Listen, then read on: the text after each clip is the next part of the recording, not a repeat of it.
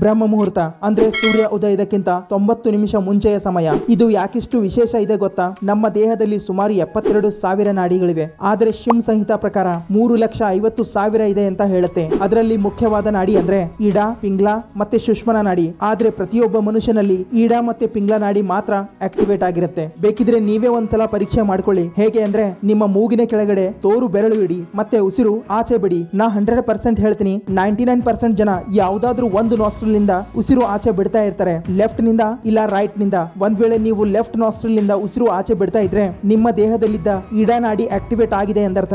ಒಂದ್ ವೇಳೆ ನೀವು ರೈಟ್ ನಾಸ್ಟ್ರಿಲ್ ನಿಂದ ಉಸಿರು ಆಚೆ ಬಿಡ್ತಾ ಇದ್ರೆ ನಿಮ್ಮ ದೇಹದಲ್ಲಿದ್ದ ಪಿಂಗ್ಲಾ ನಾಡಿ ಆಕ್ಟಿವೇಟ್ ಆಗಿದೆ ಎಂದರ್ಥ. ಆದ್ರೆ ಬ್ರಹ್ಮ ಮುಹೂರ್ತದಲ್ಲಿ ಈ ಎರಡು ನಾಡಿಗಳು ಚಮತ್ಕಾರದ ಹಾಗೆ ಆಕ್ಟಿವೇಟ್ ಆಗಿರುತ್ತೆ. ಬೇಕಿದ್ರೆ ನೀವೇ ಒಂದ್ಸಲ ಬ್ರಹ್ಮ ಮುಹೂರ್ತದಲ್ಲಿ ಎದ್ದು ಪರೀಕ್ಷೆ ಮಾಡ್ಕೊಳ್ಳಿ. ಬೆಳಿಗ್ಗೆ ಬೇಗ ಎದ್ರೆ ಏನೆಲ್ಲ ಬೆನಿಫಿಟ್ಸ್ ಆಗುತ್ತೆ ಅನ್ನೋದನ್ನ ತಿಳಿಯಲು ಈ ವಿಡಿಯೋ ನೋಡಿ. ಇದನ್ನ ಆಲ್ರೆಡಿ 4 ಲಕ್ಷಕ್ಕಿಂತ ಜಾಸ್ತಿ ಜನ ನೋಡಿದ್ದಾರೆ.